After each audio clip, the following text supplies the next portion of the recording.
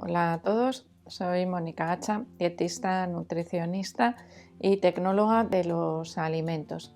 Hoy os voy a hablar de un caso especial o unos casos especiales de diabetes tipo 2. Son aquellas diabetes tipo 2 a las que se pauta como tratamiento insulina.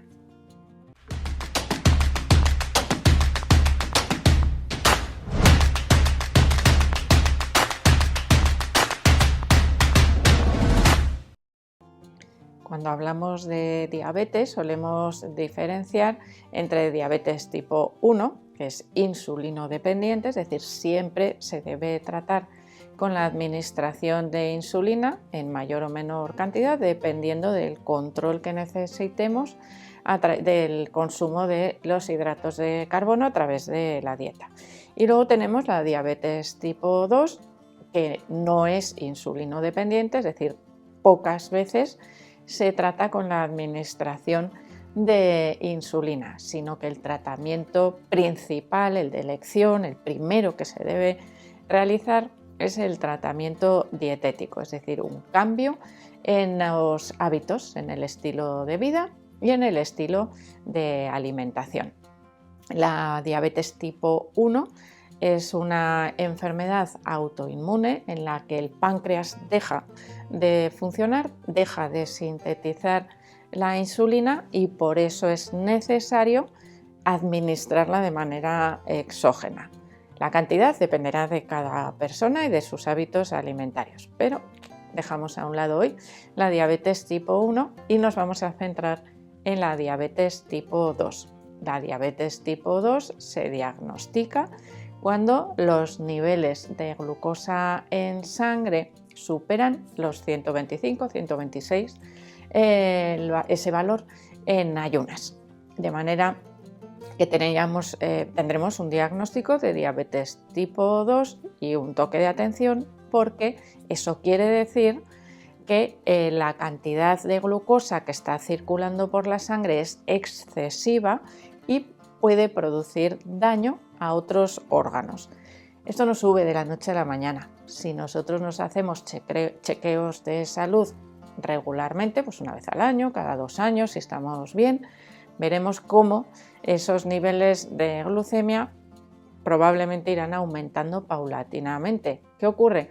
Que muchas veces no se le da la importancia que tiene a etapas previas a esa diabetes tipo 2, como podría ser la prediabetes, que se considera a partir de 100. Entre 100 y 124, 125 tendríamos prediabetes, que es perfectamente reversible. Los síntomas de la diabetes, es decir, los niveles de glucemia, también son reversibles en el caso de la diabetes tipo 2, pero los posibles daños que se hayan ido causando a otros órganos, como por ejemplo la vista, los riñones, el sistema cardiovascular, a veces pueden no ser reversibles. Por eso es muy importante hacer los cambios cuanto antes para evitar que llevemos mucho tiempo con esos niveles de glucosa elevados en sangre.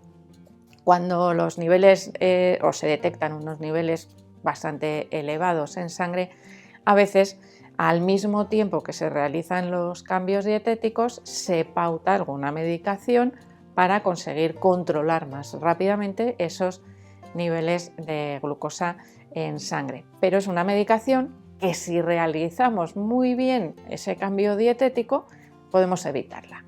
Es decir, nos podemos quedar solamente con la dieta para tener un buen control, que puede ser perfecto, de los niveles de glucemia y revertir, como os digo, esos valores de diabetes tipo 2.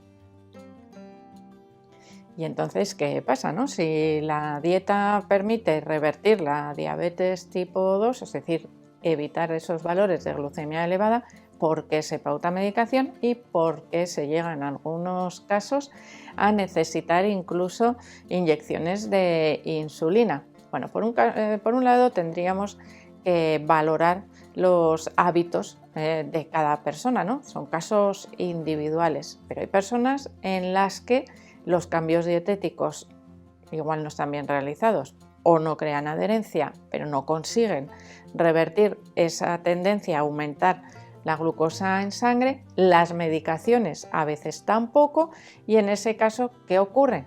Que necesitamos, se suele pautar también, en algunos casos, ya os digo que todo depende de cada persona, se debe consultar también, por supuesto, con el médico, en este caso sería el endocrino, para ver la necesidad o no de esa administración de insulina.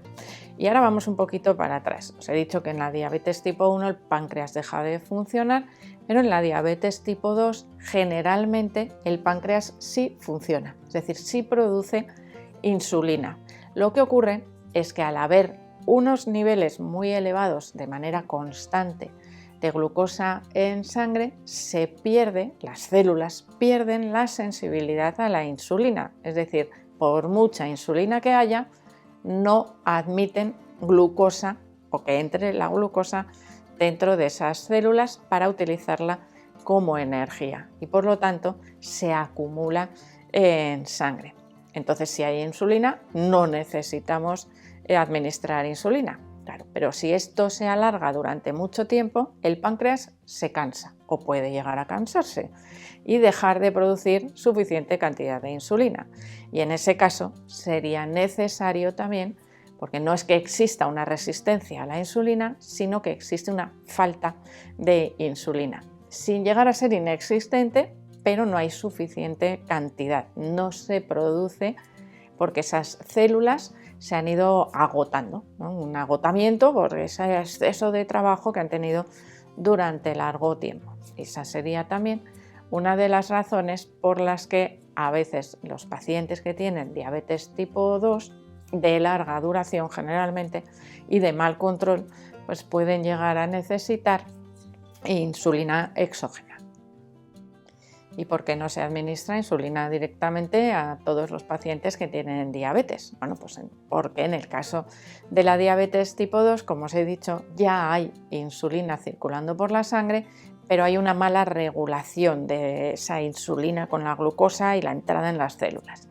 La insulina es algo que puede producir efectos secundarios cuando la administramos de manera exógena. Uno de los más importantes es la hipoglucemia. Es una caída brusca de los niveles de glucosa en sangre. Si yo a una persona que tiene resistencia a la insulina, es decir, está fabricando continuamente insulina para ver si puede limpiar esa glucosa, le administro más cantidad de insulina, ¿qué va a ocurrir? Pues que el cuerpo se les va a volver loco y no sabemos muy bien cómo va a reaccionar. Puede tener hipoglucemias, puede tener efectos secundarios indeseados que no son para nada agradables. Por lo tanto, siempre hay que valorar si realmente esa producción de insulina es insuficiente o la insulina que se está produciendo tiene ese problema, ¿no?, de poder acceder a las células, porque en ese caso la única solución pasa por los cambios dietéticos, por reducir la glucosa o los carbohidratos de la dieta para volver a aumentar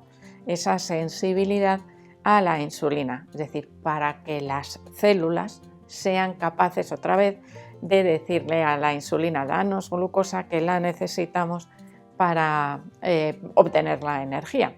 Es decir, es un problema de regulación, sobre todo, más que de producción de insulina. Por lo tanto, no debemos confundirnos los problemas que se producen en cada tipo de diabetes, porque a veces la solución puede no ser la adecuada, que por supuesto esto nos lo va a contar perfectamente el médico cuando nos paute las medicaciones, pero no debemos olvidar que es importantísimo y es fundamental el tratamiento dietético, el cambio en los hábitos. Si seguimos haciendo lo mismo, comiendo lo mismo, alimentándonos igual que cuando tenemos esos niveles de glucemia elevados, evidentemente no vamos a conseguir nada. El control a través de los medicamentos, muchas veces son medicamentos que lo que hacen es expulsar en la orina ese exceso de glucosa, es decir, yo como y lo expulso, como y lo expulso, pero realmente no estoy controlando bien la enfermedad, por lo tanto podríamos decir que es como un parche, ¿no? Que está tapando ahí un agujero, pero que en cualquier momento se despega, y vuelve a funcionar mal.